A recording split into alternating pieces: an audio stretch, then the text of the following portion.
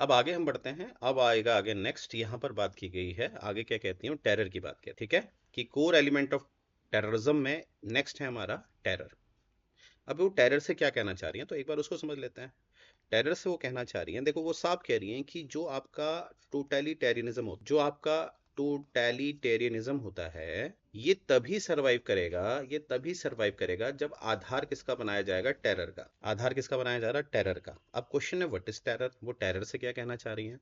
पहले ये समझ लेना कि टोटैलिटेरियनिज्म जो है वो तभी सरवाइव करेगा जब आधार होगा टेरर का। अब टेरर जो है उसको समझ लेते हैं, वो टेरर से क्या कहना चाह रही हैं, राइट। तो टेरर देखते हैं उनके हिसाब से क्या है। टेरर में वो कहती हैं not just punishment but a permanent system of fear, not just punishment, a permanent system of fear। अब इसका क्या मतलब है, इसका मतलब देखो ध्यान से देखना, बड़ी खूबसूरत बात बताने जा रहा हूँ। जैसे आप लोग आईपीसी को पढ़ो, अब तो खैर बीएनएस बन गया पर मैं आईपीसी इसलिए बोल रहा हूँ, ज्यादातर ये प्रचलित रहता है आईपीसी, आज बहुत लोग जानते हैं। आईपीसी में अगर आप देखेंगे तो वहां पर जो दंड होता है ना, दंड, उसको कैसे परिभाषित किया जाता है, ध्यान से देखना।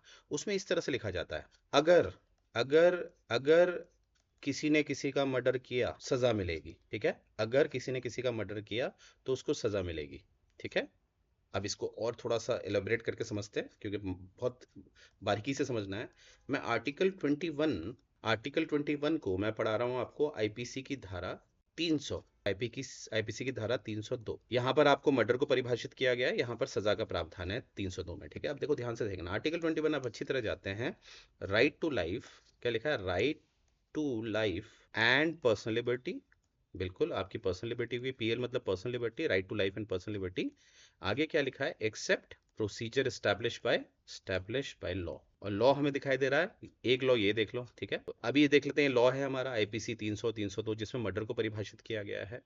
और 302 में क्या है, सजा का प्रावधान है, ठीक है। मर्डर में क्या है, सजा का प्रावधान है।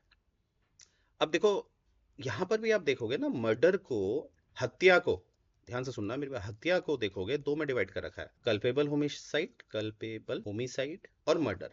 मर्डर में डेथ पेनल्टी का प्रावधान है, डेथ पेनल्टी मिलती है।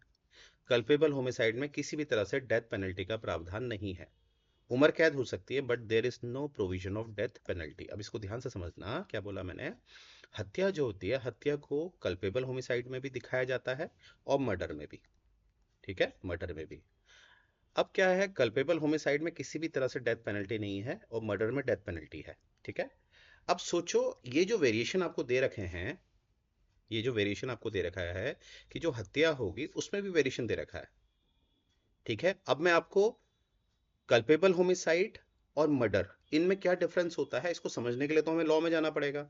एक सिंपल वे में मैं बता देता हूँ। कभी कभी ऐसा होता है ना, मैंने आपको प्रोवोक कर दिया, होता है ना, सामने वाला चिढ़ा रहा है, मुझे गुस्सा आ रहा, मान लो आपको पता है कि करुण सर को गुस्सा आ रहा है, फिर भी आप प्रोवोक किए जा रहे हो। तो मैंने क्या करा, मैंने एक ईंटा उठाया और आपकी तरफ फेंक दिया और गलती से आपको ऐसी जगह लग गया जहां पर नहीं लगना था। जैसे कभी कभी होता है ना, किसी के पेट में ट्यूमर होता है ना, या मैंने एक लात मार दी किसी के, अब मुझे नहीं पता था इसके पेट में ट्यूमर है और मैंने लात मारी तो उसका ट्यूमर फट गया और उसकी मृत्यु हो गई।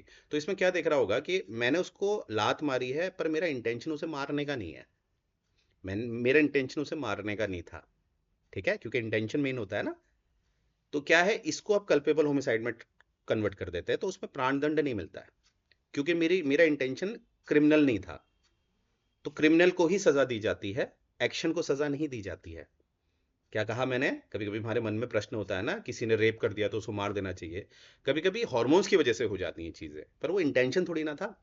तो हमेशा हमारे वहाँ जो सजा दी जाती है वो इंटेंशन को ज्यादा दी जाती है, एक्ट को नहीं दी जाती है। याद रखना मैंने क्या एग्जांपल दिया, मैंने किसी को लात मार दी, मुझे नहीं पता था इसके पेट में ट्यूमर है, और लात मारी तो उसका ट्यूमर फट गया, है ना, यानी कि उसको समझ लो कुछ भी था, सर में मार दी मैंने, सर में ट्यूमर था वो फट गया। पकड़ पाए मेरा पॉइंट, हाँ या ना। तो हमारे सिस्टम में, लीगल सिस्टम में क्या है, कि हमारा सिस्टम में क्या है, एक्शन को उतना गलत नहीं समझा जाता है, क्योंकि एक्शन कभी कभी बहुत सारी चीजों से हो जाता है, सामने वाले की गलती से भी हो जाता है। एक्शन को इतना इंपॉर्टेंस नहीं मिलता है जितना किसको मिलता है, इंटेंशनली अगर कोई चीज आप कर रहे हो तो समाज के लिए खतरा इंटेंशन वाला होता है, एक्शन नहीं होता समाज के लिए खतरा। समाज के लिए इंटेंशन। अब ये एक बात बताओ, आर्मी वाले भी तो किलिंग करते हैं, आर्मी वाले भी तो एक्शन कर रहे हैं, पर उनका इंटेंशन क्या है? देश को बचाने के लिए। क्या आर्मी वाले कातिल हैं? बताओ। तो मुझे उम्मीद है ये पॉइंट आप समझ पाए होंगे अच्छी तरह कि इंटेंशन गलत समाज के लिए ज्यादा खतरा होता है रादर एक्शन। तो ये प्रावधान हमारे वहां होता है, तो हम लोग टेरर में नहीं रहते हैं, हम एक ओबीडियंस में रहते हैं। इस हम लोग को इतना टेरर नहीं होता है, ओबीडियंस होता है। हमें ओबीडियंस क्या है? Obedience is a good word. Obedience का मतलब है कि मैं अगर किसी को मारूंगा तो मुझे कहीं ना कहीं दंड मिलेगा, और दंड भी कैसे मिलेगा? एक प्रोसीजर फॉलो किया जाएगा। तो मुझे पता है। अब जैसे मैं अपनी सिस्टर के साथ हूं, किसी ने बदतमीजी करी, मैंने उसको बचाने के लिए मार दिया, क्योंकि मुझे पता है कि सेल्फ डिफेंस में मैं किसी को मार सकता हूं। तो मैं अपनी बहन को बचाऊंगा नहीं बचाऊंगा? हाँ या ना बताओ। क्योंकि मुझे पता है सेल्फ डिफेंस अगर मैं प्रूव कर दूंगा, क्योंकि प्रोसीजर है ना, प्रोसीजर में सब बताया जाता है कि आप डिफेंस सेल्फ डिफेंस में बचा रहे हो तो आप मार सकते हो। हाँ या ना? पकड़ पाए मेरा पॉइंट? तो यहाँ पर टेरर नहीं, यहाँ पर ओबीडियंस होता है। अब मैं आपको लेके जा रहा हूँ बलबन वाले समय पर। बलबन में चलो, या हिटलर जैसे लोगों में चलो, क्योंकि बलबन आपने पढ़ लिया है, तभी मैं बलबन समझा रहा हूँ। अब बलबन जैसे लोग देखो, कानून तो बना ही नहीं है, जब चाहे जिसका मन हो मार दो। याद करो बरानी ने क्या कहा था, इसकी सोच क्या थी बताओ? कि जब भी मैं ऐसे मुस्लिम को देखता हूं जो कन्वर्टेड मुस्लिम है, जो भारत के मुस्लिम है, मेरी आंखों आंखों में खून आ जाता है, और मेरा मन करता है मेरी तलवार से मैं इनका सर क्या कर दूं? कलम कर दूं।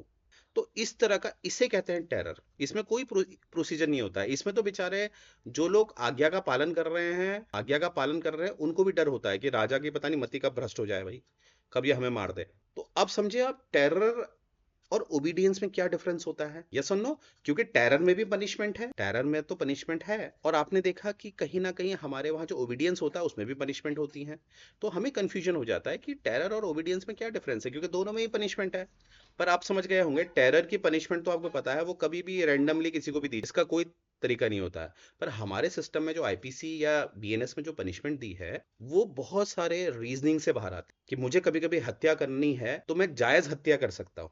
पकड़ पाए मेरा पॉइंट? हाँ या ना? कितनी खूबसूरत बात करी अन्ना आरण्य ने। तो आपसे कभी ऐसा क्वेश्चन आएगा, या कभी आपने मेंस में समझाना है कि भारत में भी हमारा पनिशमेंट का प्रावधान है, भारत में भी हमारी डेथ पेनल्टी है ना? पर ये डेथ पेनल्टी एक एथिकल बेस होती है भारत में। हाँ या ना?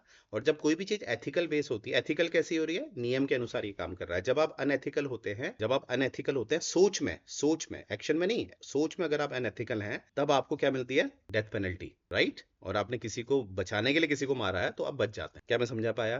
क्लियर हुआ? एक बार बता दीजिए। That's it. और भारत में टेररिज्म है ही नहीं, भारत में टेरर वाला कोई भी, क्योंकि जब तक संविधान जीवित है, जब तक फंडामेंटल राइट जीवित हैं, क्या भारत में टेरर हो सकता है? नहीं। और अगर टेरर नहीं हो सकता है, टोटलिटेरियनिज्म का आधार क्या बनता है?